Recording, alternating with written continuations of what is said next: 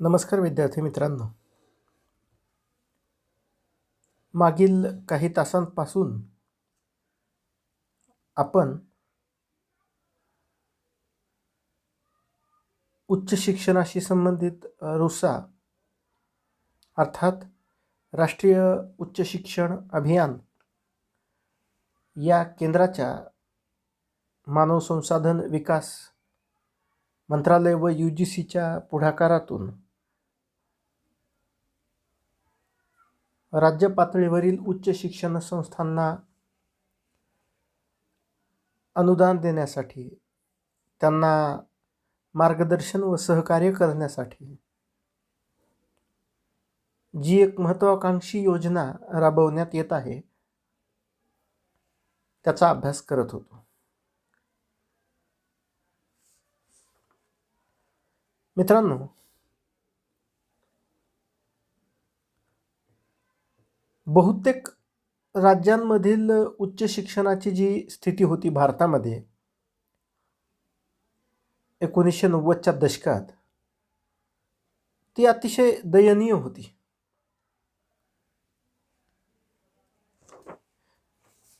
म्हणजे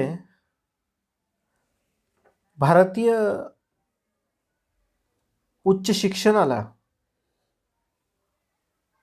4 बाबींची लागण झालेली आहे असं सर्रासपणे म्हटल्या जात होतं. आणि त्या 4 बाबी म्हणजे निराशा, असहाय्यता, असमानता आणि अलगत्व.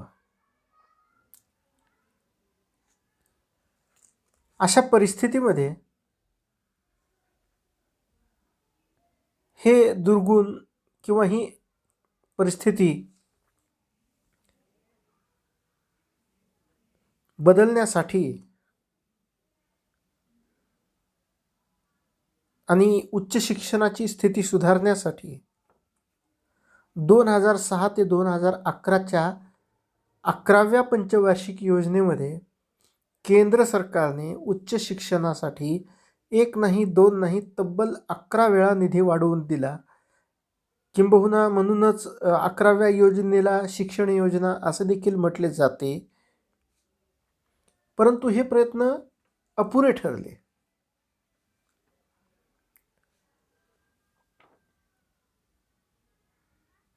म्हणजे आजही भारतातील उच्च शिक्षणाची जी सद्यस्थिती आहे ती फार शानदार आहे असे आपल्याला म्हणता येणार नाही. आणि त्यामुळे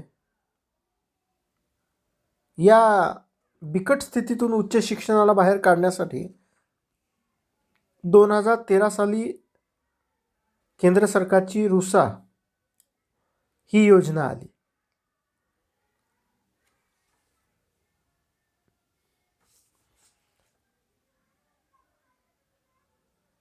या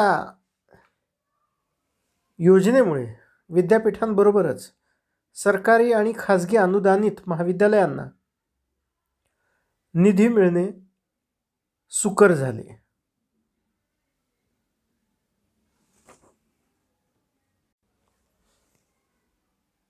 सरकारची एक ही नवीन व दिशादर्शक योजना होती की ज्यामध्ये राज्यस्तरीय दूरगामी शैक्षणिक सुधारणांसाठी मार्ग अधिक प्रशस्त व सुकर करण्यात येणार होता. परंतु या साऱ्या गोष्टी करण्याआधी रुसाने प्रत्येक राज्याला योजनेमध्ये सहभागी होण्यापूर्वी काही निर्देश दिले आणि काही निकष निर्धारित करून दिले की ज्यांची पूर्तता राज्यांनी करणे त्यांना बंधनकारक करण्यात आले.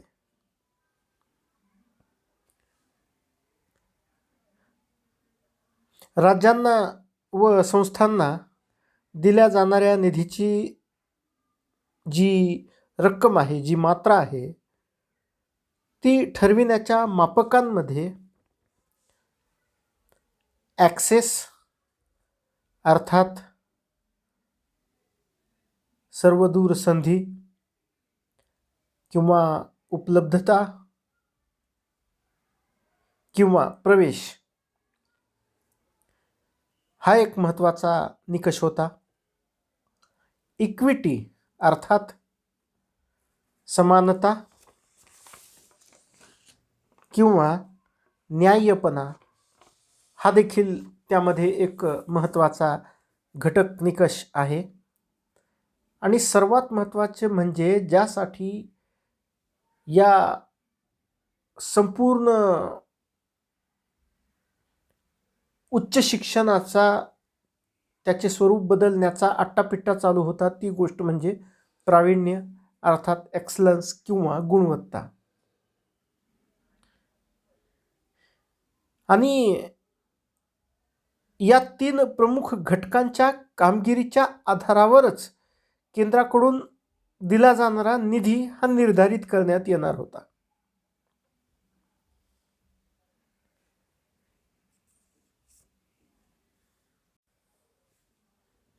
मित्रहो, उच्च शिक्षणामध्ये संधी किंवा सहजासहजी त्याची उपलब्धता ही अत्यंत महत्त्वाची गोष्ट आहे. भारतातील उच्च शिक्षणात ज्याला ग्रॉस एनरोलमेंट रेशो म्हणतात तो 13.2% आहे.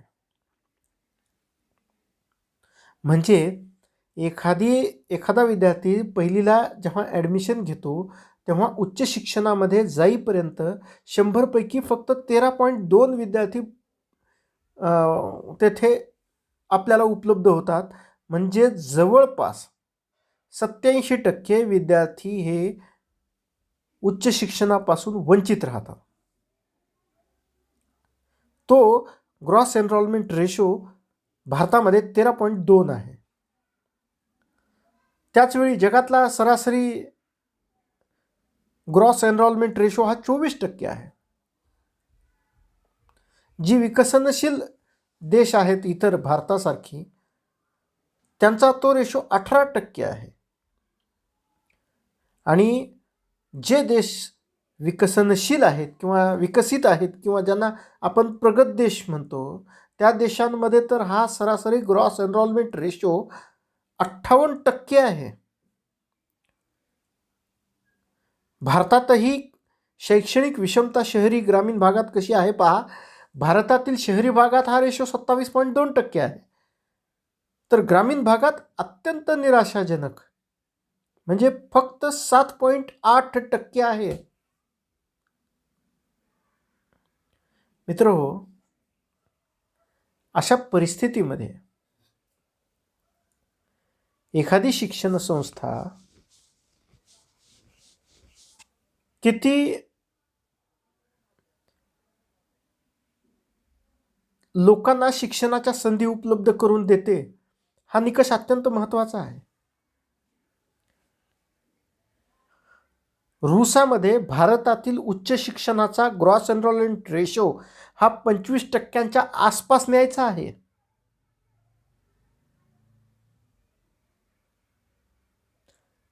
म्हणजे ही गोष्ट की भारतातील आज घडीला शिक्षण घेणाऱ्या जवळपास 20 ते 22 लाख विद्यार्थी जे विद्यापीठांमध्ये आहेत आणि उच्च महाविद्यालयांमध्ये शिक्षण घेणारे 130 ते 150 लाख विद्यार्थी आहेत. या सर्वांना उच्च शिक्षणाच्या संधी सहजासहजी मिळणे यामध्ये अपेक्षित आहे.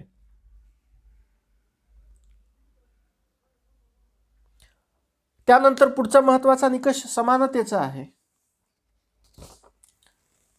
म्हणजे शिक्षण फक्त श्रीमंतांना किंवा जे ऑलरेडी मुख्य प्रवाहात आहेत त्यांनाच जर उच्च शिक्षणाची फळे चाखायला मिळणार असतील तर ते कुठल्याही न्याय्य तत्वाला धरून होणार नाही.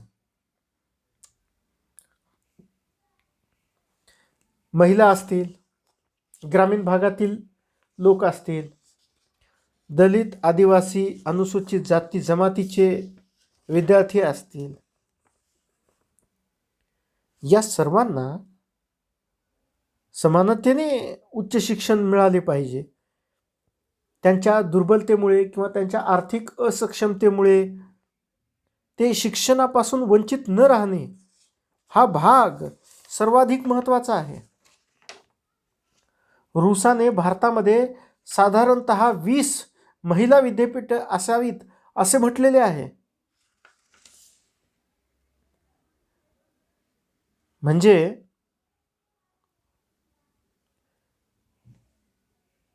उच्च शिक्षणाच्या विस्तारामध्ये दर्जा आणि समान संधी या दोन्ही गोष्टी तितक्याच महत्त्वाच्या आहेत.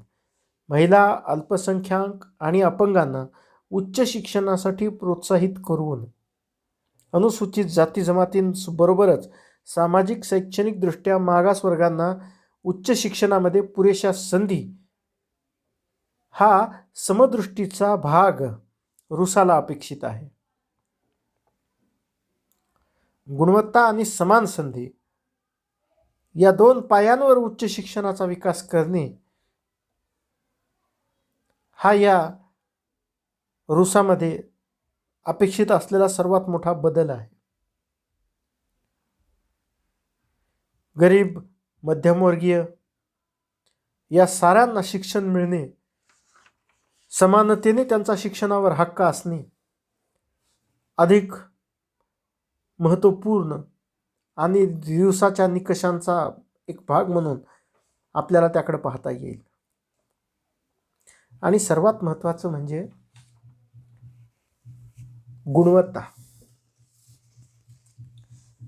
मित्रांनो, राज्यातील विद्यापीठांमध्ये केंद्रीय विद्यापीठांच्या तुलनेमध्ये पायाभूत सुविधांची, गुणवत्तेची, अध्ययन आणि अध्यापन या साऱ्या समस्यांची अतिशय अभाव आहे. अशा वेळी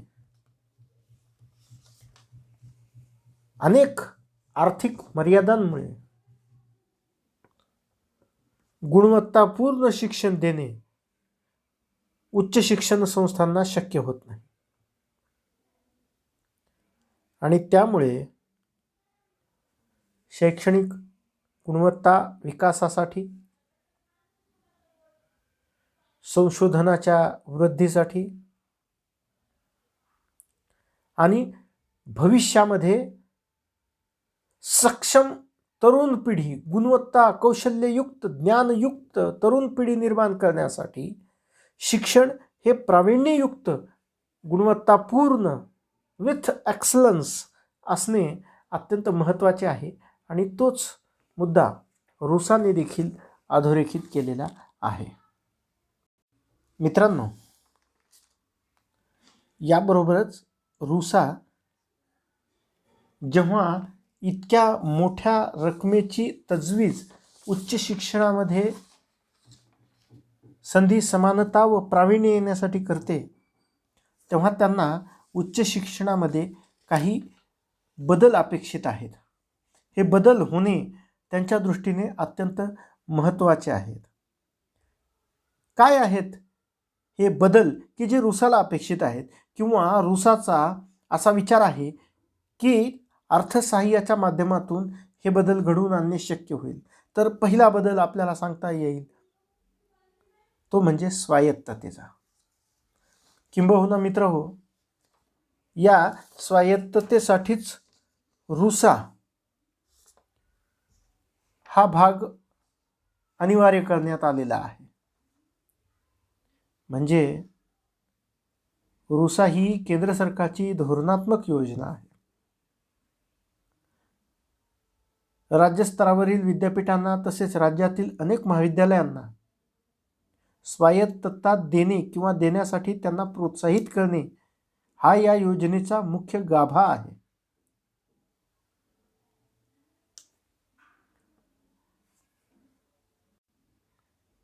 आपल्या दैनंदिन आवश्यकतांसाठी, आर्थिक गरजांसाठी उच्च शिक्षण संस्थांनी राज्य किंवा केंद्राकडे याचना करणे किंवा मदतीची अपेक्षा करणे सोडून द्यावे, यासाठी उच्च शिक्षण संस्थांनी स्वतःच्या गुणवत्तेत सुधारणा करून थेट स्वायत्तता घ्यावी, असा रुसाचा विचार आहे किंवा त्यासाठी त्याला रुसा प्रोत्साहन देण्याचे कार्य करते. रुसामुळे शैक्षणिक क्षेत्रामध्ये गुणवत्ता वाढीस लागावी किंवा लागेल असा देखील एक कयास हा बांधण्यात येतो. म्हणजे रुसामुळे ग्रंथालये, संगणक व इंटरनेट, रिक्त जागा, विद्यार्थ्यांची उपस्थिती, शिक्षकांची गुणवत्ता, प्रयोगशाळांचा विकास, भौतिक साधन संपत्तीचा विकास, दर्जेदार अभ्यासक्रम, या साऱ्या गोष्टी होणार आहेत. आणि त्यामुळे एक स्पर्धात्मक वातावरण तसेच अनेकविध पर्यायांची उपलब्धता विद्यार्थ्यांना होईल आणि त्यामधून एक स्पर्धा निर्माण होईल आणि गुणवत्तेसाठी सर्व शिक्षण संस्था ह्या कॉन्शियस होतील, असा रुसाला बदल अपेक्षित आहे. मित्रहो, मूल्यांकन व्यवस्था हा संरचनात्मक प्रक्रियात्मक भाग देखील रुसाने अत्यंत महत्त्वाचा मानलेला आहे. गुणवत्ता देणारी शिक्षण संस्था असेल, अभ्यासक्रम असतील, शिक्षक असतील, परीक्षा पद्धती असतील, या साऱ्यांचे वारंवार मूल्यांकन करून त्यांच्यामधील त्रुटी, उणिवा, मर्यादा त्यांच्या लक्षात आणून देऊन त्यामध्ये सुधारणा करून त्या सुधारणांकडे पाहून निधी पुरवण्यासाठी रुसा प्रयत्नशील आहे. आणि त्यामुळे अचूक मूल्यांकन होणे हे देखील महत्त्वाचे आहे. रुसामुळे आणखीन एक बदल अपेक्षित आहे, ते म्हणजे मागणी तसा पुरवठा हा उच्च शिक्षणामध्ये व्हावा, हा विचार. म्हणजे आज 21व्या शतकात विज्ञान तंत्रज्ञानाच्या क्षेत्रात किंवा जग सातत्यानं आणि अत्यंत गतीनं बदलत असताना आपण गरजेनुरूप शिक्षण देणे ही काळाची गरज बनत चाललेली आहे.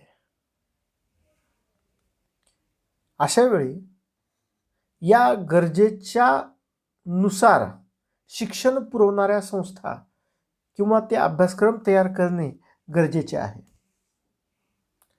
म्हणजे आज आपण पाहतोय की कौशल्य आधारित अभ्यासक्रम पुढे येताना दिसतात. रोजगार अभिमुख जॉब्स ओरिएंटेड शिक्षण देण्याकडे कल हा वाढताना दिसत आहे. किंवा एंटरप्रेन्युअरशिप डेव्हलपमेंट ज्याला म्हणू, उद्यमशीलता विकसन करण्याकडे कल वाढत आहे. आणि रुसाला हेच अपेक्षित आहे.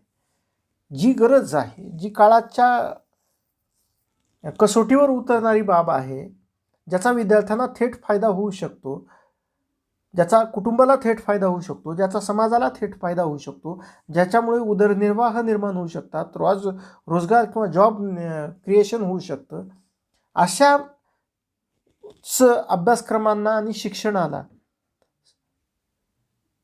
आपण प्राधान्य दिलं पाहिजे. आणि तशा पद्धतीचे अभ्यासक्रम, शिक्षणक्रम हे निर्माण झाले पाहिजेत, असं देखील रुसाला अपेक्षित आहे. थोडक्यात काय तर रुसाला भविष्यगामी म्हणजे येणाऱ्या काळामध्ये इतक्या मोठ्या लोकसंख्येच्या देशामध्ये, इतकं प्रचंड क्षमता पोटेन्शियल असणाऱ्या देशामध्ये काय आवश्यकता आहेत किंवा जगाच्या तुलनेमध्ये जगासोबत स्पर्धा करत असताना येणाऱ्या काळामध्ये आपण काय पावले उचलली पाहिजेत, काय आवश्यकता आहेत, या साऱ्या गोष्टी पाहण्याची क्षमता ही या शिक्षण संस्थांमध्ये आली पाहिजे. असाही एक रुसाला अपेक्षित असणारा बदल आहे. त्यानंतर भारतामध्ये जी सर्व स्तरांवरची विविधता आहे, जातीची असेल, धर्माची असेल, प्रदेशांची असेल, भाषांची असेल, या सर्व बदलांना, या सर्व विविधतेला कायम ठेवून त्याचे संगोपन करून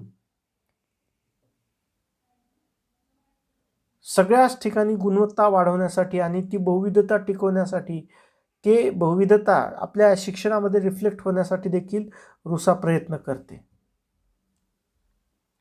यामध्ये आणखीन एक सर्वात महत्त्वाची बाब आहे, ती म्हणजे एका निमित्ताने रुसामुळे उच्च शिक्षणामध्ये जबाबदारी किंवा उत्तरदायित्व निश्चित होण्याची प्रक्रिया गतिमान होणार आहे. म्हणजे आज घडीला उच्च शिक्षणाच्या अपयशासाठी जबाबदार कोण, हाच प्रश्न निकालात काढणे अवघड आहे. म्हणजे केंद्र सरकार आहे, राज्य सरकार आहे, उच्च शिक्षण संस्था स्वतः आहेत. या रुसामुळे या जबाबदारीची निश्चितता होणार आहे. रुसा अंतर्गत उच्च शिक्षण संस्था, राज्य सरकारे आणि केंद्र सरकार या तिघांचा समन्वय, सहकार्य आणि जबाबदारी ही असणार आहे. आणि त्यामुळे देखील उच्च शिक्षणामध्ये क्रांतिकारक बदल होतील अशी अपेक्षा आहे. थोडक्यात मित्रांनो, रुसाच्या माध्यमातून एक गतिमान व कार्यक्षम शिक्षण व्यवस्था समोर यावी, त्याचा भारतामध्ये उदय व्हावा, हीच एक रास्त अपेक्षा रुसाने व्यक्त केलेली आहे. आणि रुसामुळे हे बदल काळाच्या ओघात घडून येतील आणि एक प्रकारची सकारात्मक ऊर्जा या देशातील शिक्षण व्यवस्थेला प्रदान करतील, अशीच आपण अपेक्षा करूयात. धन्यवाद.